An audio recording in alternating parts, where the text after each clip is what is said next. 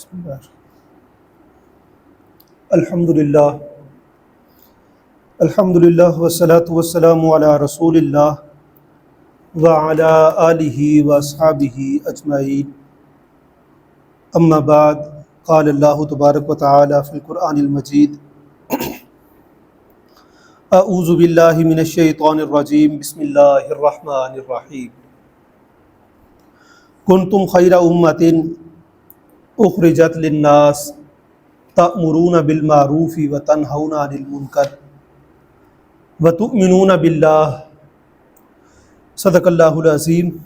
ایک دفعہ سورہ فاتحہ کی تلاوت کر کے نبی مکرم صلی اللہ علیہ وآلہ وسلم کی پاک بارگاہ میں ہدیہ عقیدت پیش کریں۔ اعوذ باللہ من الشیطان الرجیم، بسم اللہ الرحمن الرحیم۔ الحمدللہ رب العالمین الرحمن الرحیم مالک یوم الدین، ایاک نعبد و ایاک نستعین، اہدنا الصراط المستقیم صراط الذین انعمت علیہم غیر المغضوب علیہم ولا الضالین، آمین۔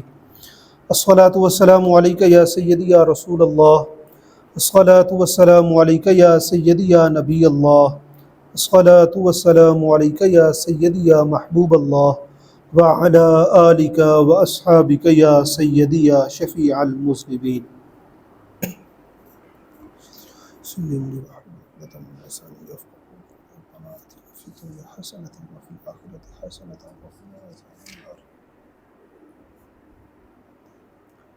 اللہ رب العزت نے قرآن کریم کی اس آیہ مقدسہ میں ہم سب کو مخاطب کیا ہے۔ اللہ رب العزت نے ارشاد فرمایا، بسم اللہ الرحمن الرحیم: کنتم خیر امۃ اخرجت للناس، تم بہترین امت ہو، اخرجت للناس، تم لوگوں کے لیے ظاہر کیے گئے ہو، تأمرون بالمعروف، بہترین کس وجہ سے ہو؟ اللہ تعالیٰ نے فرمایا تم نیکی کا حکم دیتے ہو، وتنہون عن المنکر، اور برائی سے روکتے ہو، وتؤمنون باللہ، اور اللہ رب العزت کی ذات پر ایمان رکھتے ہو۔ اب اس میں تو کوئی شک نہیں ہے کہ ہم بہترین امت ہیں، لیکن جس وجہ سے اللہ تعالیٰ نے ہمیں بہترین بنایا ہے، آیا کہ وہ بات، وہ خصوصیت ہم میں پائی جاتی ہے یا کہ نہیں پائی جاتی؟ مثال کے طور پہ ایک استاد کسی ایک سبجیکٹ کے اندر ماہر ہے، تو کہا جاتا ہے کہ یہ بہترین استاد ہے۔ اب اس کے بہترین ہونے کی وجہ یہ ہے کہ اس کے اندر یہ فلاں سبجیکٹ جو ہے یہ مہارت تامہ کے ساتھ شامل ہے۔ اب ہے تو وہ استاد، لیکن اس کے اندر وہ کوالیفیکیشن کی یا وہ کوالٹی نہیں ہے پڑھانے والی، تو وہ بہترین نہیں ہو سکتا۔ کہیں گے کہ یہ ہیں تو ٹیچر، لیکن یہ جو پڑھاتے ہیں ہمیں ان کی سمجھ نہیں آتی، ہمارے یہ جو اصول ہیں ان کے اوپر یہ پورا نہیں اترتے۔ اللہ رب العزت نے اسی طرح سے فرمایا کہ تم بہترین امت ہو، اخرجت للناس، تمہیں لوگوں کی بھلائی کے لیے بھیجا گیا ہے، اور تم کرتے کیا ہو، تمہاری خصوصیت کیا ہے؟ تأمرون بالمعروف، تم نیکی کا حکم دیتے ہو، وتنہون عن المنکر، اور تم برائی سے روکتے ہو۔ یہ نیکی کا حکم دینا، برائی سے روکنا، اور تیسری بات وتؤمنون باللہ، اور اللہ رب العزت کی ذات پر ایمان، یہ تینوں خصوصیات ایک عام مسلمان میں بھی پائی جانی چاہیے، کیونکہ امت محمدیہ صلی اللہ علیہ وآلہ وسلم کا وہ حصہ ہے۔ سب سے پہلے تو یہ سمجھنے کی ضرورت ہے کہ یہ خصوصیات مسلمان میں آئی کیسے، ان کو لے کے کون آیا، اس امت کو بہترین بنایا کس نے؟ وہ نبی مکرم صلی اللہ علیہ وآلہ وسلم کی پاک ذات ہے۔ آپ نے ہمیں حکم دیا کہ یہ اچھائی ہے، یہ اچھائی ہے، یہ اچھائی ہے، یہ برائی ہے، یہ برائی ہے، یہ برائی ہے۔ ہم نے اس کو تسلیم کیا بھی، یہ جو آپ فرما رہے ہیں یہ برا ہے تو ہم مان رہے ہیں یہ برا ہے، یہ جو آپ فرما رہے ہیں اچھا ہے تو ہم مان رہے ہیں کہ یہ اچھا ہے۔ سب سے پہلے تو ہم ان کے فرمان کے اوپر ایمان لائے۔ انہوں نے فرمایا کہ اللہ رب العزت کی ذات ہے، ہم نے اس بات پہ بھی یقین کیا کہ بالکل ہے، ہم نے کوئی مشاہدہ نہیں کیا، ہمارے کان میں کسی نے آ کے نہیں بتایا۔ آپ نے فرمایا کہ یہ میرا فرمانا قرآن ہے، ہم نے مانا کہ قرآن ہے۔ آپ نے فرمایا کہ میرا یہ بولنا قرآن کا حصہ نہیں ہے، ہم نے مانا کہ یہ قرآن کا حصہ نہیں ہے۔ جو جیسے جیسے آپ فرماتے گئے ہم اس کے اوپر مکمل طور پہ ایمان لاتے گئے۔ آج ہماری حرمان نصیبی، بد نصیبی یہ ہو گئی ہے کہ ہم کوشش کرتے ہیں شارٹ کٹ طریقہ نکالنے کی، کہ کوئی ڈائریکٹ معاملہ ہو جائے، اندر سے معاملات جو ہیں وہ شارٹ کٹ مل جائے۔ پیسہ کمانا ہے تو بھی شارٹ کٹ چاہیے، پڑھائی کرنی ہے تو بھی شارٹ کٹ چاہیے، یا دیگر کاروبار کرنا ہے تو بھی شارٹ کٹ چاہیے کہ کسی نہ کسی مختصر طریقے کے ساتھ ہم کام جو ہے وہ اپنا مکمل کر لیں، جو کہ نہیں ہو سکتا۔ کیا اللہ رب العزت کی ذات کے پاس یہ قدرت نہیں تھی کہ وہ لفظ کن کے ساتھ سب کو کہتا کہ مجھے مانو اور سب اس کا اقرار کرتے؟ جب اس کے پاس یہ قدرت تھی تو پھر اس نے انبیاء کا سلسلہ کیوں شروع کیا؟ پھر ہمارے اوپر جو مہربانی ہوئی بہترین امت ہونے کی، وہ خاص الخاص نبی مکرم صلی اللہ علیہ وآلہ وسلم کی وجہ سے ہے۔ باقی دیگر انبیاء کرام جو بھی تشریف لائے ہیں ان کی امتوں کو یہ فضیلت نہیں دی گئی ہے کہ وہ جو انبیاء کرام باقی بنی اسرائیل میں یا دیگر قوموں کے اندر جو تشریف لائے ان قوموں کو یہ فضیلت حاصل نہیں تھی۔ وجہ کیا تھی کہ نبی مکرم صلی اللہ علیہ وآلہ وسلم کی ذات کے بارے میں اللہ تعالیٰ نے قرآن کریم میں انبیاء کرام سے وعدہ لیا۔ وہ وعدہ ہم پڑھتے ہیں، آپ کے اوپر بات تھوڑی سی مزید سمجھنی آسان ہو جائے گی۔ اللہ رب العزت نے قرآن کریم میں انبیاء کرام سے وعدہ لیا۔ بسم اللہ الرحمن الرحیم۔ وَإِذْ أَخَذَ اللَّهُ مِيثَاقَ النَّبِيِّينَ، یاد کرو کہ جب اللہ رب العزت نے وعدہ لیا اپنے انبیاء کرام سے۔ انبیاء کرام 1,24,000 انبیاء کرام اور رسول تشریف لائے ہیں 313، ان سب سے اللہ تعالیٰ نے ایک وعدہ لیا۔ میثاق پختہ وعدے کو کہتے ہیں، پکا وعدہ کہا جاتا ہے نا، وعدہ کرو، وعدہ نہیں پکا وعدہ کرو، پکا وعدہ لیا۔ اللہ تعالیٰ نے میثاق کا لفظ فرمایا کہ میں نے پختہ پکا وعدہ لیا ہے، کوئی ایسے خالی وعدہ نہیں لیا۔ کیا وعدہ لیا؟ اللہ رب العزت نے فرمایا لما آتیتکم من کتاب، کہ جب میں تمہیں تمہاری کتاب دے دوں۔ موسیٰ علیہ السلام کے پاس انجیل آ جائے، تورات آ جائے، داؤد علیہ السلام کے پاس زبور آ جائے، عیسیٰ علیہ السلام کے پاس انجیل آ جائے، کہ جب میں تمہیں تمہاری کتابیں دے دوں، جس نبی کو جو کتاب میں نے دینی تھی وہ کتاب اس کو میں عطا کر دوں، وحکمتن، اور تمہیں میں حکمت بھی عطا کر دوں، دانائی، عقل مندی، جو میری طرف سے علم ہے وہ بھی تمہیں میسر آ جائے۔ ثم جاءکم رسول، پھر تمہارے پاس ایک رسول آئے میرا، مصدق لما معکم، جو تمہارے پاس پہلے کتاب موجود ہے، جو تمہارے پاس پہلے علم موجود ہے وہ اس کی بھی تصدیق کرے۔ جو تمہارے پاس پہلے موجود ہے کتاب، وہ تورات ہے، وہ زبور ہے، وہ انجیل ہے، وہ ان کی بھی تصدیق کرے اور تمہاری نبوت کی بھی تصدیق کرے۔ کرنا کیا ہے تم نے؟ لَتُؤْمِنُنَّ بِهِ، تم نے اس پر ایمان لانا ہے۔ انبیاء کرام سے وعدہ لیا جا رہا ہے کہ میرا وہ نبی جب تمہارے درمیان تشریف فرما ہو جائے، جب وہ آ جائے تو تم نے اس کے اوپر ایمان لے کے آنا ہے۔ کن کو؟ انبیاء کرام کو۔ عام عوام مخاطب نہیں ہیں، انبیاء کرام مخاطب ہیں، اور ان کے ساتھ یہ وعدہ ہو رہا ہے اللہ رب العزت کی ذات کا کہ تم نے ایمان لے کے آنا ہے میرے اس آخری نبی کے اوپر، اگر وہ تمہاری موجودگی میں آ جائیں۔ صرف ایمان ہی نہیں لانا. آگے فرمایا وَلَتَنْصُرُنَّهُ، تم نے ان کی مدد بھی کرنی ہے. مثال کے طور پہ سادہ لفظوں میں سمجھیے.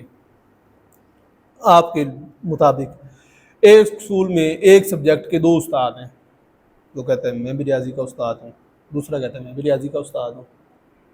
وہ کہتا ہے میں بھی استاد ہوں، یہ کوئی بڑا ہے. وہ کہتا ہے میں بھی استاد ہوں، یہ آسمان سے آیا ہے. انبیاء کرام ان چیزوں سے وراء الورا ہیں. یہ مثال صرف سمجھانے کے لیے ہے. وہ ان چیزوں سے اعلیٰ ہیں، برتر ہیں، اور وہ ان سے ماورا ہیں. وہ معصوم عن الخطا ہیں، وہ عام انسانوں جیسے انسان نہیں ہیں. اللہ تعالیٰ نے یہ وعدہ لیا تم بھی میرے نبی ہو، تم بھی میرے رسول ہو، تمہارے پاس بھی کتاب ہے. جب میرا وہ نبی آئے تو تم نے آگے سے یہ نہیں کہنا کہ ہم بھی نبی ہیں، ہم تم سے پہلے کے ہیں، سینئر ہیں تمہارے، ہم تم سے عمر میں بڑے ہیں. نہیں، یہ نہیں کہنا ہے. تم نے اس پہ ایمان لے کے آنا ہے. پھر فرمایا اقررتم، کیا تم نے اقرار کر لیا؟ جس طرح سے کہا جاتا ہے کوئی بات تاکید کرنے کے لیے، تو بات سنی ہے، میں نے کیا کہا ہے، دوبارہ تم بتاؤ کیا کہہ رہا ہوں میں. اللہ تعالیٰ نے انبیاء کرام سے پھر فرمایا تعالیٰ اقررتم، کیا تم نے اقرار کیا جو میں نے تم سے وعدہ لیا اس بات کو مان گئے ہو؟ ساتھ فرمایا وَأَخَذْتُمْ عَلَىٰ ذَلِكُمْ إِسْرًا، یہ جو میں نے بھاری ذمہ داری تمہیں دی ہے کہ تم عمر میں بھی بڑے ہوگے، تمہارے پاس پہلے سے نبوت بھی ہوگی، تمہارے پاس کتاب بھی ہوگی، اور پھر تم بعد میں آنے والے کے اوپر ایمان لاؤ گے. یہ بڑی بھاری چیز ہے، میں نے تمہیں یہ دی ہے، کیا تم اس کو قبول کرتے ہو؟ قالو، سب نے کہا اقررنا، ہاں ہم مانتے ہیں، ہم اس کو قبول کرتے ہیں. یہ انبیاء کرام کو بھاری ذمہ داری دی گئی کہ تم نے، تمہارے ماننے والوں نے نبی مکرم صلی اللہ علیہ وآلہ وسلم کی ذات پہ ایمان لانا ہے، اگر وہ تمہارے ہوتے ہوئے آ جائیں. پھر کیا ہوا؟ حضرت عیسیٰ علیہ السلام آپ دنیا میں تشریف لائے. جب آپ دنیا میں تشریف لائے تو انہوں نے نبی مکرم صلی اللہ علیہ وآلہ وسلم کی جو خوشخبری ہے وہ سنائی. اس وعدے کو مانا، اس وعدے کو عمل کرتے ہوئے. ابھی آپ کا وجود ظاہر نہیں ہوا دنیا میں، لیکن اس کے باوجود آپ نے اس کو اقرار کیا، بتایا. کیسے؟ بسم اللہ الرحمن الرحیم. وَإِذْ قَالَ عِيسَىٰ ابْنُ مَرْيَمَ، اور یاد کرو کہ جب عیسیٰ علیہ السلام جو حضرت مریم کے فرزند ہیں، انہوں نے کہا یا بنی اسرائیل، اے بنی اسرائیل، انی رسول اللہ، میں اللہ کا رسول ہوں، الیکم مصدقا لما بین یدی، میں تمہاری طرف آیا ہوں اور جو مجھ سے پہلے آئی ہے یعنی موسیٰ علیہ السلام اور کتاب، میں اس کی تصدیق کرنے والا ہوں. جو مجھ سے پہلے موسیٰ علیہ السلام اور ان کی کتاب جو تورات آئی ہے، میں اس کی تصدیق کرنے والا ہوں کہ وہ کتاب بھی سچی ہے، وہ نبی بھی سچے ہیں. آگے فرمایا وَمُبَشِّرًا بِرَسُولٍ، اور ساتھ ہی ساتھ میں خوشخبری دینے والا ہوں تمہیں ایک رسول کی، یأتی من بعدی، جو میرے بعد آئیں گے، جو میرے بعد آئیں گے، اسمہ احمد، ان کا نام احمد ہوگا، یعنی نبی مکرم صلی اللہ علیہ وآلہ وسلم کی پاک ساتھ ہیں. وہ اللہ کے نبی ہیں، وہ رسول ہیں، وہ صاحب کتاب، موسیٰ علیہ السلام کی تصدیق بھی کر رہے ہیں اور اس کے ساتھ ساتھ نبی مکرم صلی اللہ علیہ وآلہ وسلم کی آمد کی خوشخبری بھی دے رہے ہیں. کسی بھی کلاس کی اہمیت، اس کی کوالٹی، اس کی فوقیت اس کے استاد کی وجہ سے ہوتی ہے. یہ کلاس بڑی اچھی ہے، کس وجہ سے؟ یہ فلاں استاد کے پاس پڑھتے ہیں، اس نے ان کی تربیت بڑی اچھی کی ہے. امتیں دیگر بھی آئیں اس دنیا میں. حضرت عیسیٰ علیہ السلام کو ماننے والے عیسائی تھے، موسیٰ علیہ السلام کو ماننے والے یہودی ہیں، یا دیگر انبیاء کرام کے ماننے والے. لیکن نبی مکرم صلی اللہ علیہ وآلہ وسلم کی امت کو اللہ تعالیٰ نے فرمایا کہ سب سے بہترین امت آپ کی ہے، سب سے بہترین امت آپ کی ہے۔ کس وجہ سے بہترین ہے؟ کہ آپ ان کے راہبر ہیں، آپ ان کے راہنما ہیں۔ جب آپ کی فضیلت تمام انبیاء سے زیادہ ہے تو جو آپ کے ماننے والے ہیں ان کی فضیلت بھی تمام لوگوں سے زیادہ ہے۔ مولانا روم آج اسی بات کو سمجھانے کی کوشش کریں گے۔ چند شعر ہم پڑھیں گے اور بات امید ہے واضح ہو جائے گی۔ اب اللہ رب العزت کی ذات نے یہ وعدہ تو لیا تھا انبیاء کرام سے، ایک وعدہ ہم جیسے مسکینوں سے بھی لیا، آپ سے بھی لیا، آپ سے بھی لیا، آپ سے بھی لیا، سارے ہی وہ وعدہ کر کے آئے ہیں۔ اس کا بھی قرآن کریم میں تذکرہ فرمایا۔ بسم اللہ الرحمن الرحیم۔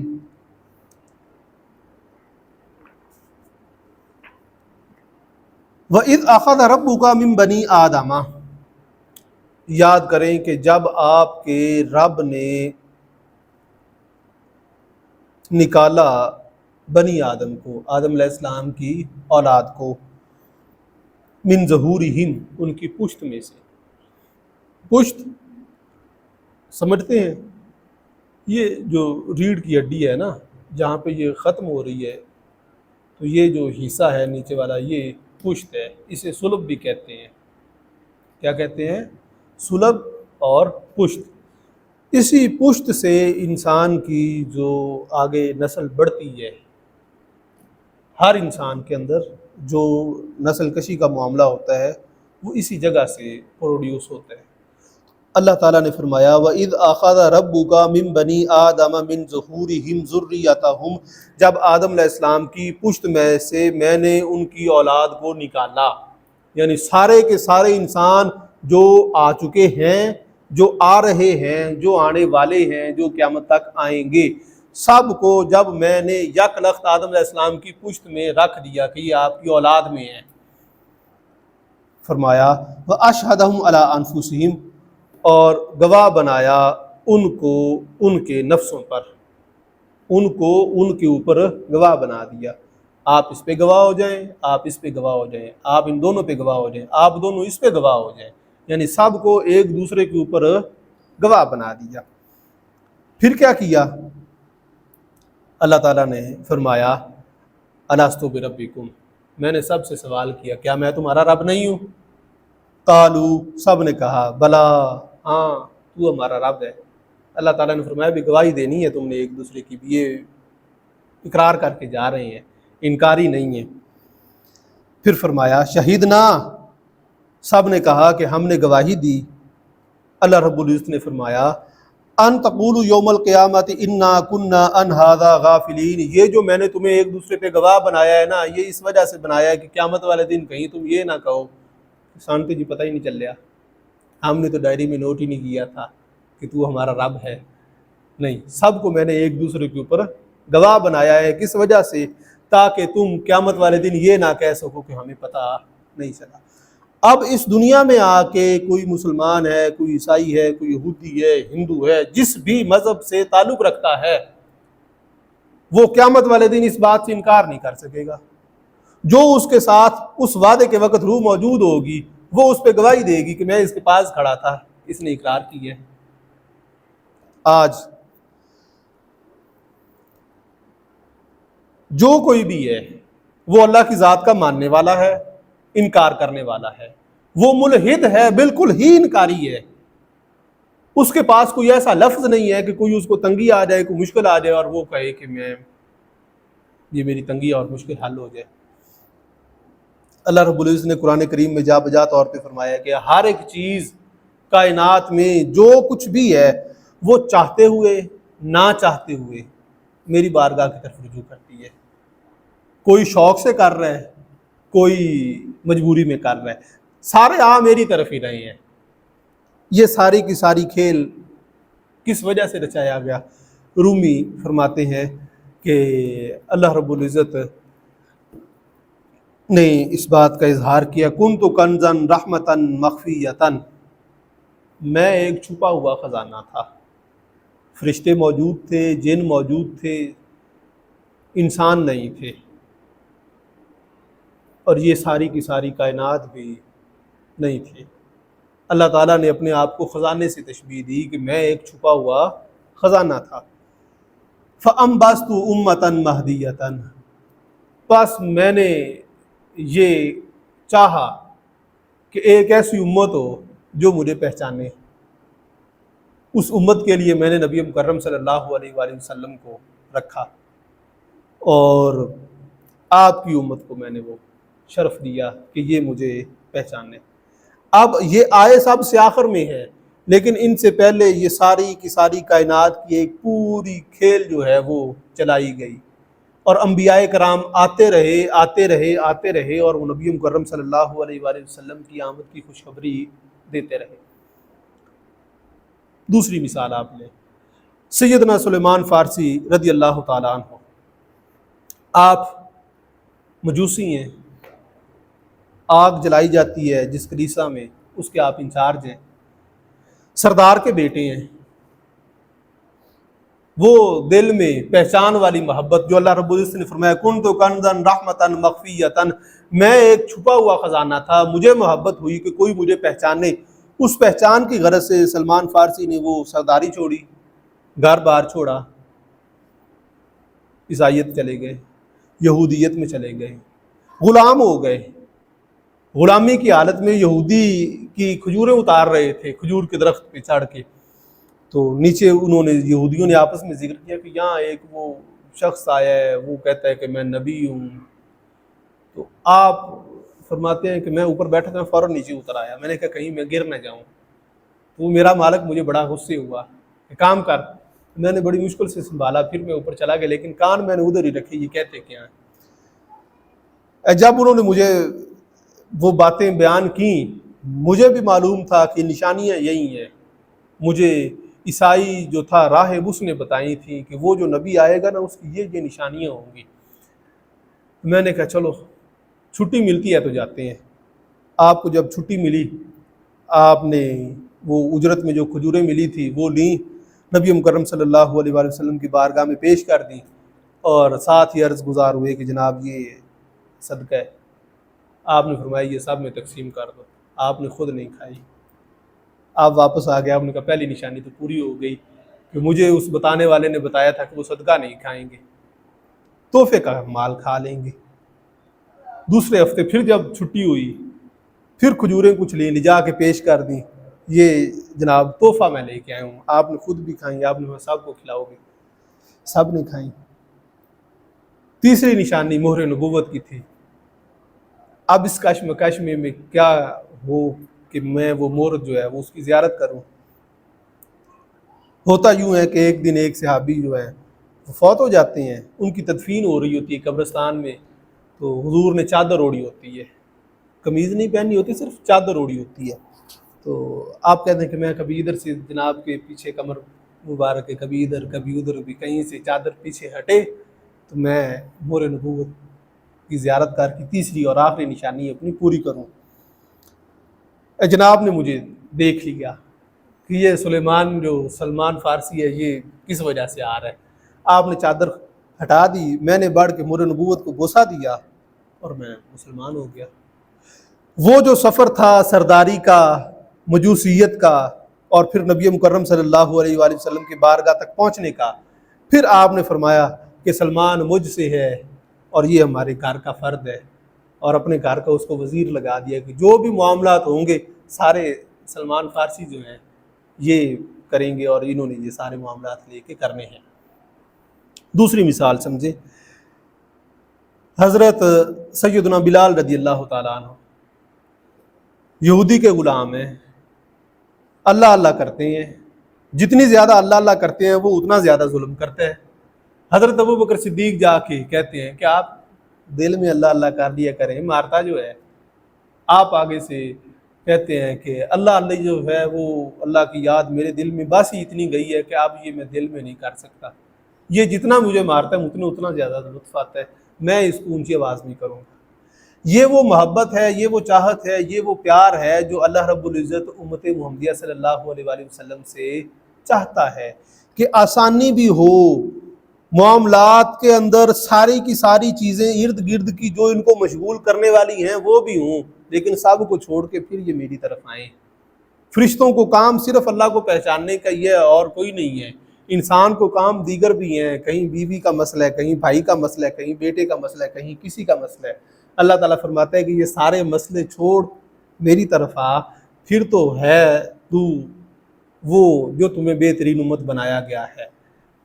اگر تو تیرے لیے یہ سارے زیادہ اہم ہیں تو پھر تو اس کا مصداق نہیں بن رہا، کہنے کو تو مسلمان ہے لیکن حقیقت پہ تو اس پہ پورا نہیں اترتا۔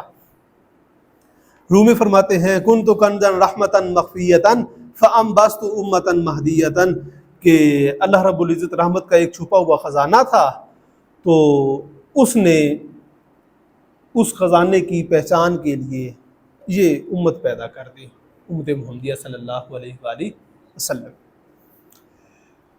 اب ساتھ ہی آپ فرماتے ہیں ہر کراماتے کی می جوئی بجاں اون مودتا تما کر دی دراں، کہ جن چیزوں کو تو چاہتا ہے، تو پسند کرتا ہے، اگر تو نے ان کی ایک جھلک دکھا دی جائے تو تیرا لالچ ان کی طرف بڑھ جاتا ہے، تیرا لالچ ان کی طرف بڑھ جاتا ہے۔ مثال کے طور پہ آپ چاہتے ہیں کہ آئی فون ہونا چاہیے، آپ نے نہیں دیکھا تو نہیں دیکھا، جب آپ نے دیکھ لیا کہ سر کے پاس آئی فون ہے تو آپ کے اندر وہ لالچ پیدا ہوگا، دکھایا جی سر جی، ساتھ والا کہے مینوں بھی بکھائی، ایک منٹ رک جی میں نے دیکھ لیں دے۔ رومی فرماتے ہیں کہ بس یہی ہے کہ اللہ رب العزت نے تمہارے لیے یہ جو سارا نبی مکرم صلی اللہ علیہ وآلہ وسلم، یہ صحابہ کرام، یہ ساری چیزیں اس لیے رکھی ہیں کہ تیرے اندر یہ لالچ پیدا ہو کہ میں بھی اس چیز کو چکھوں، میں بھی اس چیز کا لطف حاصل کروں، لیکن تو ان کی طرف دیکھتا نہیں ہے، تو کہتا ہے کہ نہیں یہ جو دنیا والی چیزیں ہیں نا انہی کی طرف مجھے ہونا چاہیے، مجھے دوسری طرف نہیں جانا چاہیے۔ اللہ رب العزت نے قرآن کریم میں ارشاد فرمایا، ہم پہلے وہ پڑھ لیں پھر آگے اس کی طرف بڑھتے ہیں۔ بسم اللہ الرحمن الرحیم۔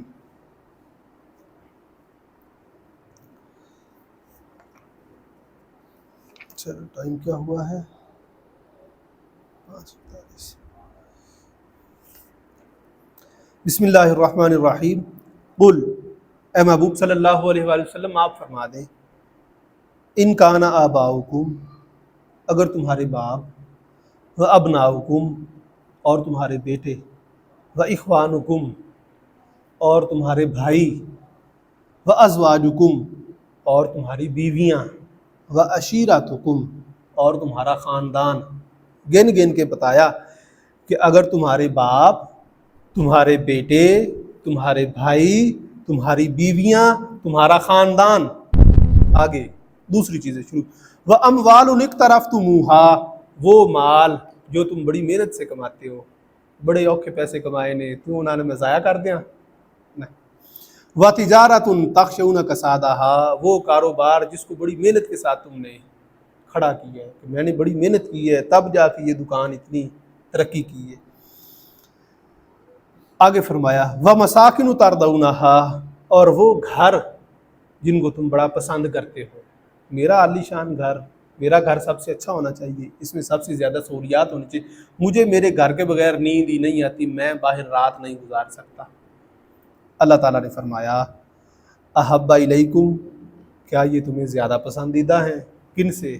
من اللہ، اللہ سے، ورسولہ، اور رسول مکرم صلی اللہ علیہ وآلہ وسلم سے، کہ اگر یہ چیزیں جو میں نے گن گن کے اللہ تعالیٰ فرماتا ہے کہ اے محبوب آپ ان کو فرمائیں کہ اگر تمہارے باپ، سب سے پہلے والدین کی محبت، اگر تمہاری اولاد، سب باپ اس کے بعد اولاد کی محبت آ جاتی ہے، اولاد کے بعد بھائی کی محبت آ جاتی ہے، بیوی کی محبت آ جاتی ہے، خاندان کی محبت آ جاتی ہے، پیسے کی، کاروبار کی، گھر کی، اللہ تعالیٰ نے گن کے فرمایا کہ اے محبوب صلی اللہ علیہ وسلم آپ ان سے فرمائیں کیا یہ ساری چیزیں تمہیں اللہ کے اور اس کے رسول سے زیادہ پسندیدہ ہیں؟ تو پھر فتربصوا، انتظار کرو، حتی یاتی اللہ بامرہ، یہاں تک کہ اللہ تعالیٰ اپنا حکم لے آئے گا۔ اور فرمایا واللہ لا یہدی القوم الفاسقین، اللہ تعالیٰ نافرمان قوم کو ہدایت نہیں دیتا، نافرمان قوم کو ہدایت نہیں دیتا۔ اب رومی فرماتے ہیں کہ تجھے تو اس نے دوسروں کو ہدایت دینے کے لیے بھیجے، کنتم خیر امۃ اخرجت للناس، تم بہترین امت ہو، لوگوں کی ہدایت کے لیے تم بھیجے گئے ہو، اور تم خود ہی ہدایت حاصل کرنے کو تیار نہیں ہو رہے۔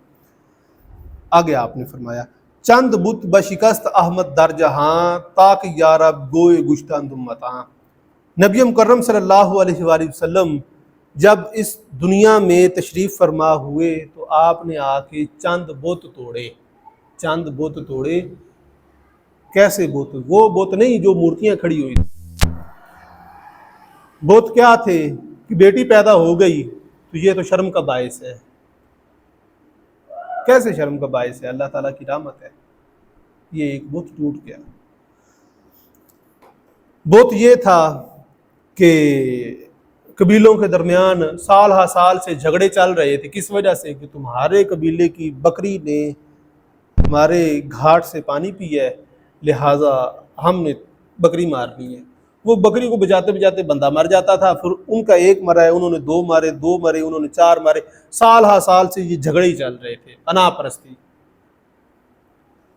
رومی فرماتے ہیں چند بت بشکست احمد در جہاں، نبی مکرم صلی اللہ علیہ وآلہ وسلم اس دنیا میں جب تشریف فرما ہوئے تو انہوں نے چند بت توڑے۔ کس لیے توڑے؟ تاکہ یا رب گوئے گشتند امتاں، تاکہ یہ جو لوگ ہیں نا یہ یا رب کہنے والے ہو جائیں، یہ یا اللہ کہنا شروع کر دیں، یہ جگہ جگہ پہ اپنے آپ کو جھکائیں نہیں، جگہ جگہ پہ اپنے آپ کو ذلیل نہ کریں۔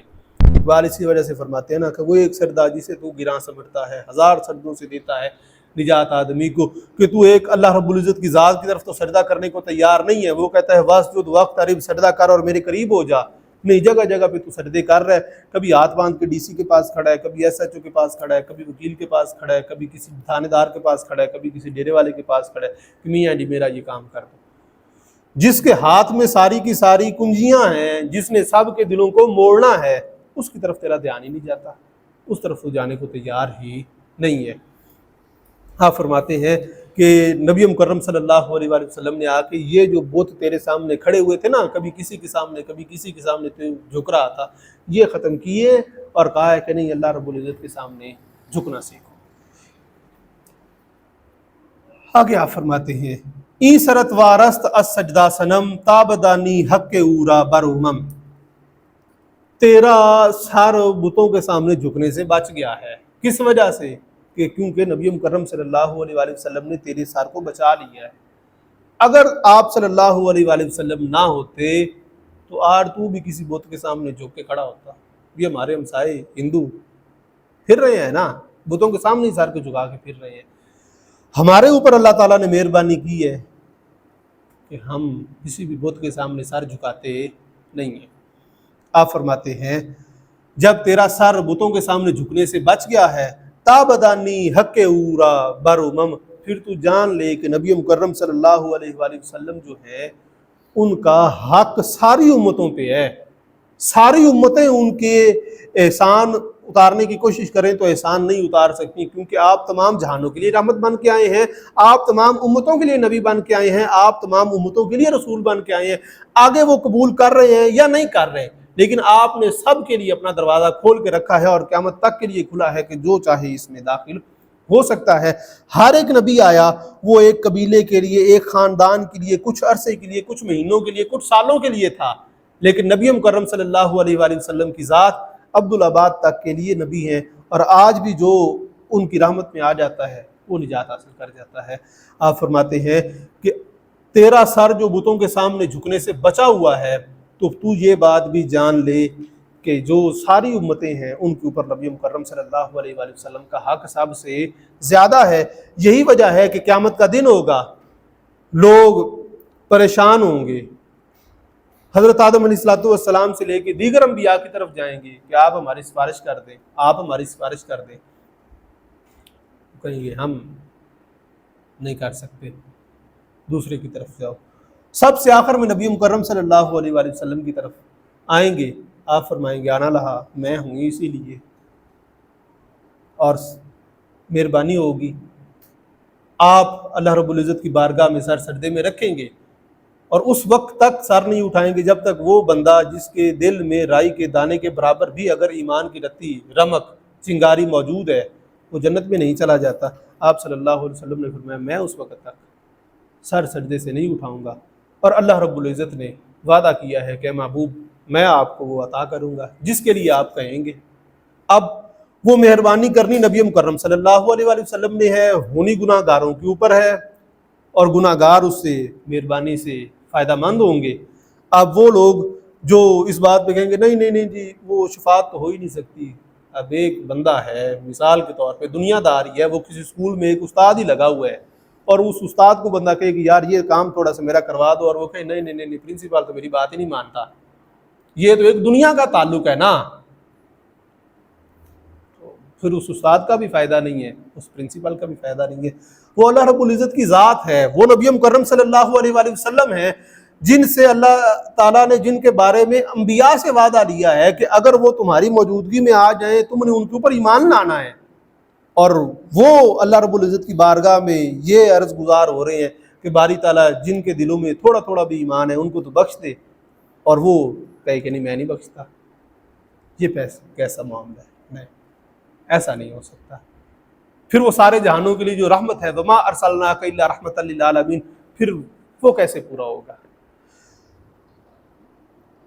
اندھیرے کو پہچاننے کے لیے اجالے کا ہونا ضروری ہے، اجالے کو پہچاننے کے لیے اندھیرے کا ہونا ضروری ہے، نیکی کو پہچاننے کے لیے بدی کا ہونا ضروری ہے، اللہ تعالیٰ کی رحمت کو پہچاننے کے لیے گناہ گار کا ہونا ضروری ہے۔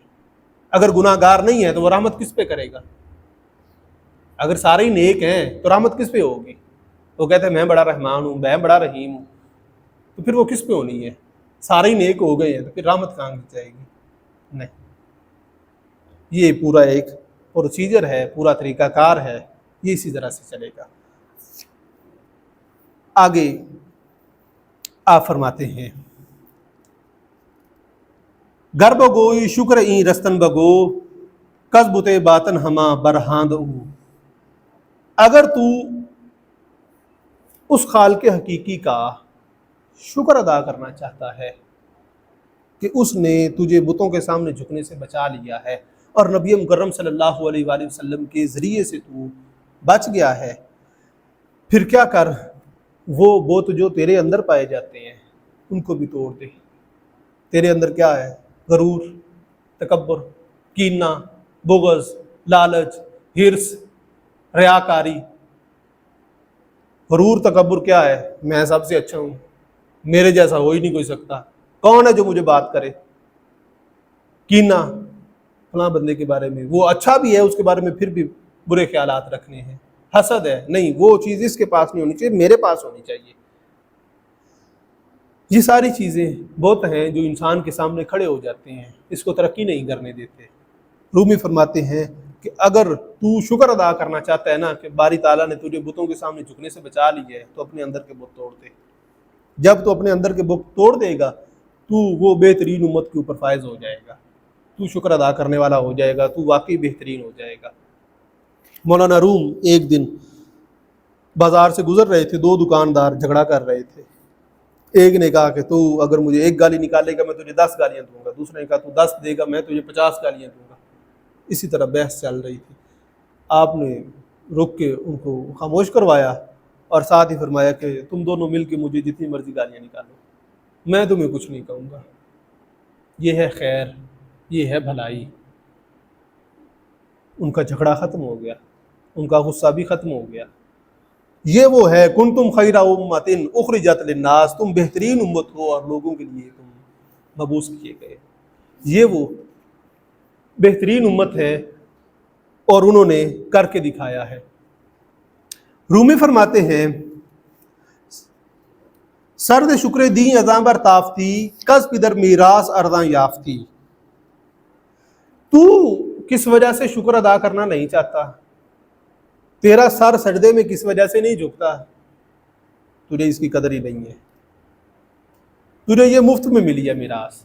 تو پیدا ہوا ہے تو تیرے والدین نے تیرے کانوں میں اذان کہہ دی، تو نے بولنا شروع کیا تو انہوں نے کہا کہ لفظ کہ اللہ، تو نے اللہ اللہ کرنا شروع کر دیا، تو نے اس کی قیمت ادا نہیں کی۔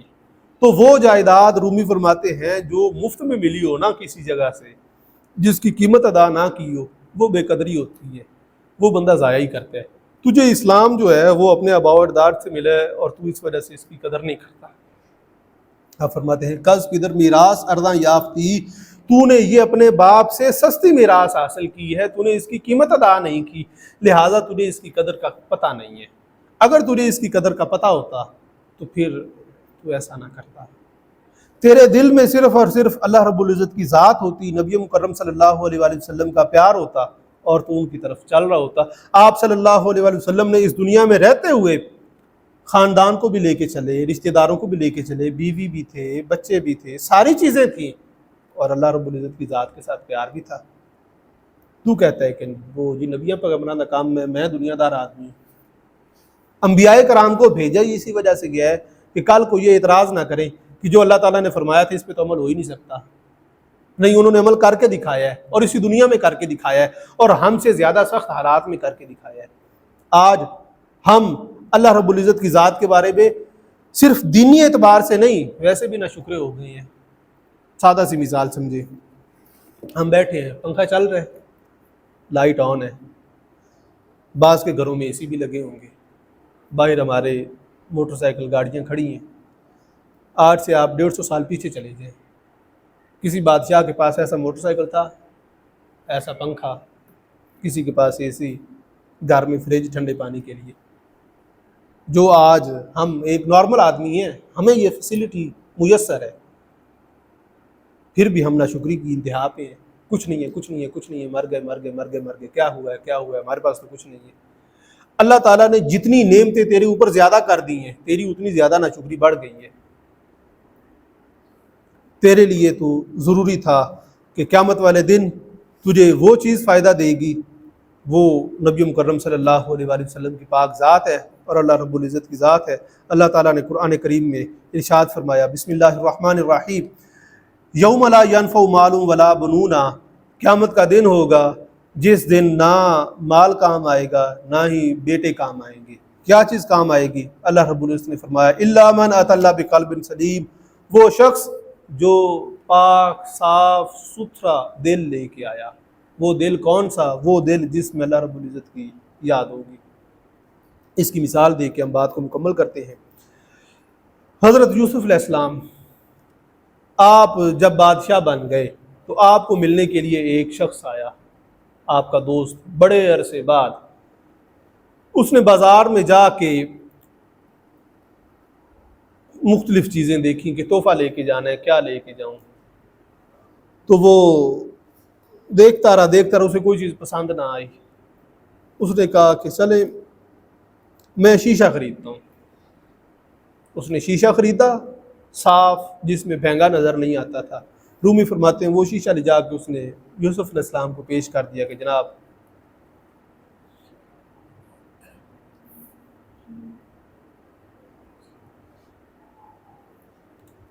کہ میں نے بازار میں ساری چیزیں دیکھی ہیں لیکن مجھے آپ جیسی حسین، آپ سے بڑھ کے کوئی چیز نہیں ملی۔ میں نے پھر آخر کار فیصلہ یہ کیا ہے کہ میں آپ کی بارگاہ میں آپ کو ہی پیش کرتا ہوں۔ آپ اس شیشے میں اپنا آپ دیکھیے گا، مجھے یاد کیجیے گا، آپ سے حسین مجھے کوئی چیز ملی نہیں ہے۔ رومی فرماتے ہیں بس اسی طرح سے قیامت والے دن جب تو بھی اللہ رب العزت کی بارگاہ میں جائے اور وہ تجھ سے پوچھے کہ تو کیا لے کے آیا ہے، تو تو اس سے یہی کہے کہ اے باری تعالیٰ میں تجھے ہی لے کے آیا ہوں، تو میرا دل دیکھ لے اور اپنی ذات کو دیکھ لے، اس میں تیرے علاوہ اور کچھ نہیں ہے۔ وہ کہتے ہیں کہ میرا دل دیکھ لے اور ان کے جلوے کی سمائی کو، اگر دیکھا نہ ہو قطرے کا دریا نوش ہو جانا۔ کہ اللہ رب العزت کی ذات وہ دریا کی مانند بڑی ہے، میرا دل ایک قطرے جیسا ہے، اس کا جلوہ میرے دل میں جو سما رہا ہے، قطرے کا دریا نوش ہو جانا، کہ ایک قطرہ پورے دریا کو پی گیا ہے۔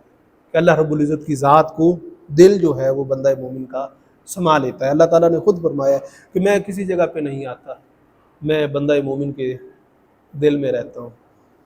تو اسی طرح سے اللہ رب العزت کی بارگاہ میں دعا ہے کہ وہ ہمیں نبی مکرم صلی اللہ علیہ وآلہ وسلم کے پاک اسوہ حسنہ پر عمل پیرا ہونے کی توفیق عطا فرمائے، ہمارے دلوں کو اپنی پاک ذات کا نور عطا فرمائے، ہمارے دلوں کا رخ اپنی پاک ذات کی طرف کر کے ہمیں گناہوں سے توبہ کرنے کی توفیق عطا فرمائے۔ شاہاں چرب کربہ نوازت قدارہ ربنا آتنا فی الدنیا حسنۃ وفی الآخرۃ حسنۃ وقنا عذاب النار۔